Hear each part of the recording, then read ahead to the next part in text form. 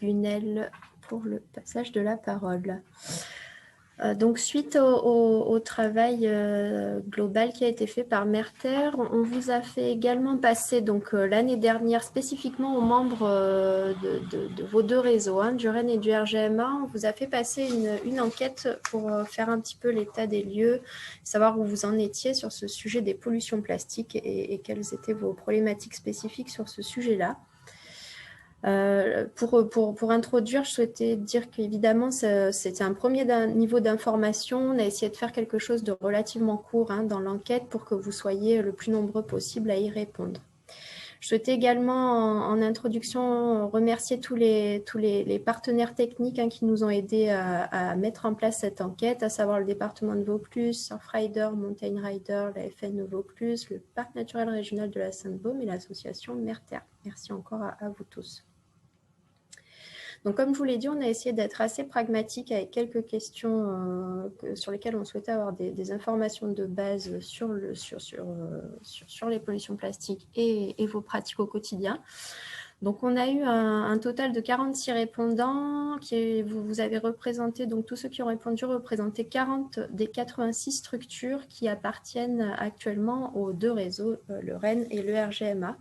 Donc, c'est plutôt une bonne représentativité. On est à 46% des structures représentées. Vous voyez dans le petit camembert en bas qu'on a une petite surreprésentation des gestionnaires de milieux aquatiques, ce qui n'est pas complètement étonnant vu de la thématique qui est actuellement encore très considérée comme plutôt liée à l'eau et au milieu marin.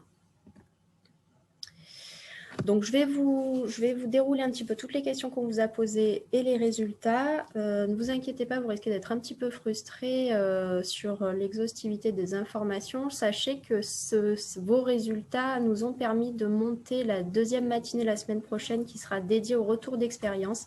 Par rapport à toutes vos réponses, on a proposé à certains des membres d'intervenir spécifiquement sur les différents sujets.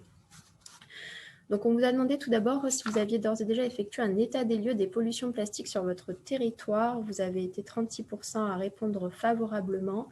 Ce qui est intéressant, c'est que dans ces réponses positives, on a eu à la fois, donc de manière assez homogène, à la fois des gestionnaires d'espaces naturels, mais également de milieux aquatiques. Et les localisations également des répondants qui ont répondu oui est également intéressante puisqu'on a à la fois des acteurs situés sur le littoral, mais aussi terrestres. Ça nous permet, voilà, en bilan de cette première question, de bien identifier évidemment que la problématique est bien globale à l'échelle régionale et qu'il s'agit bien de travailler ensemble des montagnes à la mer. En miroir de cette première question, vous avez également demandé si vous meniez des actions de collecte des déchets plastiques. Alors là, vous avez été très nombreux parmi les répondants à répondre favorablement puisque 64% des répondants ont dit oui à cette question. Donc, voilà, on voit bien qu'il y a beaucoup de membres actuellement qui font d'ores et déjà des collectes. Alors, soit vous conduisez ces collectes en interne par vos agents ou par vos prestataires dans le cadre de vos cœurs de mission, soit vous avez connaissance qu'il y a des collectes qui sont effectuées par des événements citoyens ou associatifs. J'en profite sur cette première slide pour réinsister à nouveau. Cette question montre encore une fois combien il est important qu'on arrive en région à faire remonter le plus de données possible, notamment dans les terres. Aujourd'hui, on sait à peu près ce qui se passe de manière évidemment encore non exhaustive, mais on sait ce qui se passe à peu près sur le littoral, les milieux marins, etc. On a beaucoup moins de données sur ce qui se passe dans les terres en termes de données quantitatives, qualitatives. Voilà. N'hésitez pas, de toute façon, c'est pour ça qu'on a proposé à Merter d'intervenir aujourd'hui. Ils vous proposeront de nombreux outils pour pouvoir participer à ce développement des données, notamment dans les terres. On vous a également demandé si vous aviez dans vos marchés publics une ligne budgétaire dédiée à la collecte et à la gestion des déchets lors de vos opérations d'entretien et de restauration. Et on vous a également demandé si, suite à des crues, vous aviez d'ores et déjà identifié les pollutions plastiques comme étant des embâcles qui pouvaient freiner le bon écoulement des eaux. Alors, ces deux questions, on le sait bien, sont plutôt spécifiques gestionnaires milieu aquatique, liées au cœur de métier des syndicats. On a été honnêtement plutôt surpris du taux de réponse favorable à ces deux questions, puisque vous êtes donc un tiers des répondants à avoir répondu que vous vous intégriez d'ores et déjà un budget dédié à la collecte des déchets dans le cadre de vos missions d'entretien, ce qui nous paraît quand même assez important comme taux de réponse. Et vous êtes également donc 39% à avoir répondu oui sur le sujet des embâcles. Ces deux questions nous ont permis vraiment de valider le fait que les pollutions de plastique impactent bien vos missions au quotidien en tant que gestionnaire de milieux naturels et aquatiques. On vous a également demandé si vous aviez d'ores et déjà été confronté sur votre territoire à des impacts sur les espèces faune-flore de la part des pollutions plastiques présentes. Alors là, vous avez été 20% à répondre favorablement. Ce qui est intéressant d'identifier, c'est que ceux qui ont répondu oui, ce sont à 100% des acteurs du littoral. La question qu'on se pose derrière, donc évidemment, et qui fait écho à ce que je vous ai dit juste avant, c'est est-ce que les 20% qui ont répondu favorablement, c'est parce que vous menez des études sur le littoral et que peu d'études sont menées actuellement sur les terres, ou est-ce que des études sont menées dans les terres, mais qu'il n'y a pas d'impact identifié? Voilà, ça c'est une question qu'on se pose, à laquelle on n'a pas forcément la réponse, même si on sait bien aujourd'hui qu'il y a de nombreuses études littorales et a priori beaucoup moins dans les terres. Au niveau des microplastiques, vous êtes très peu aujourd'hui à travailler sur le sujet. Voilà, on s'attendait complètement à cette réponse de votre part. C'est encore un sujet émergent qui fait partie d'ailleurs d'un sujet beaucoup plus global, qui sont les micropolluants. Voilà, vous n'êtes que 7% aujourd'hui à y travailler. Par contre, il y a quand même un tiers d'entre vous qui souhaiteraient, qui ne s'engagent pas encore sur ce sujet, mais qui souhaiteraient y travailler prochainement. Êtes-vous confronté à des pollutions plastiques issues d'activités économiques spécifiques? Alors là, la question est unanime.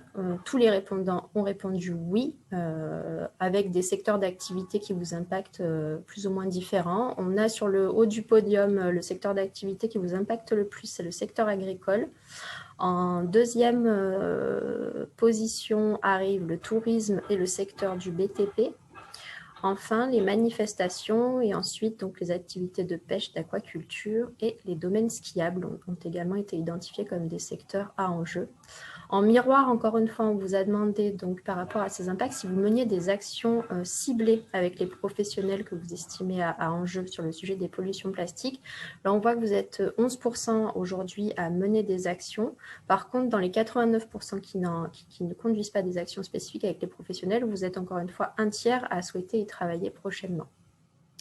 Voilà, donc en bilan de ces deux questions, on voit que des actions sectorielles ciblées à mettre en place pourraient être cohérentes, surtout à l'échelle de vos territoires naturels.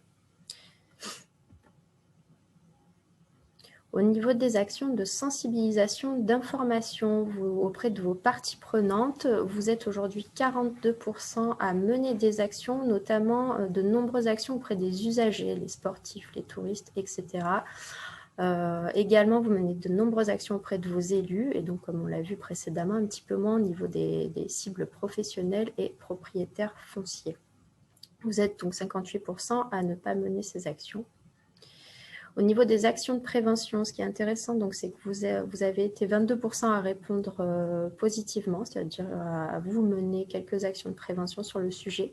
Par contre, dans ceux qui ont répondu par la négative, vous êtes un tiers à avoir coché la case, ça ne fait pas partie des compétences des gestionnaires. Voilà, on s'attendait évidemment, on a créé cette petite case, on savait évidemment que vous serez sûrement nombreux à la cocher, puisque ça paraît assez cohérent, puisque la collecte et la gestion des déchets ne fait effectivement pas partie, et la prévention des déchets de vos cœurs de métier. En bilan, donc, il nous semble intéressant de voir que vos actions de sensibilisation et d'information seraient à compléter par des actions de prévention qui sont plutôt à mener à l'échelle des EPCI et des communes.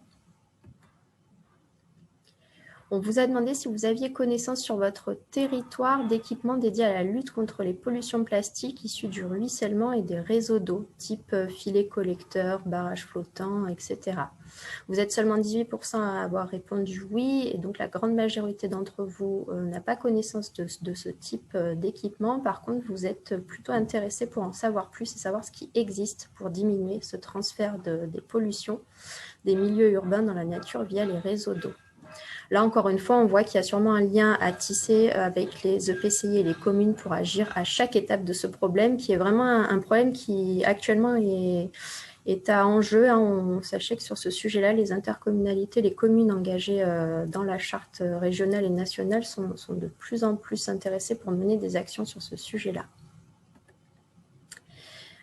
Enfin, la question finale qu'on vous a posée, c'était de savoir si vous paraissait pertinent d'inclure des actions de réduction des pollutions plastiques dans vos documents stratégiques cadres, c'est-à-dire les chartes des parcs et les contrats de rivière des syndicats. Alors là, on a été encore une fois agréablement surpris. On s'attendait à des réponses positives, mais pas à cette échelle-là. Donc, vous êtes 10% à d'ores et déjà intégrer cette problématique dans vos documents cadres. Par contre, vous êtes 88% à avoir indiqué que vous souhaiteriez, que vous pourriez intégrer cette problématique. Voilà, ce qui semble assez intéressant puisque, sachant que vous agissez à des échelles naturelles cohérentes, ça nous paraît très, très intéressant que de nombreux parcs et syndicats puissent vraiment mener des actions, notamment de coordination. Voilà, et encore une fois, n'hésitez pas si vous avez d'ores et déjà des questions sur ces premières données, mais pour aller plus loin et partager vos actions exemplaires, sachez que la semaine prochaine, on vous proposera 7 retours d'expérience de la part de membres, de syndicats, de parcs et d'une intercommunalité qui, sur chaque sujet, chaque question, nous proposeront un retour d'expérience.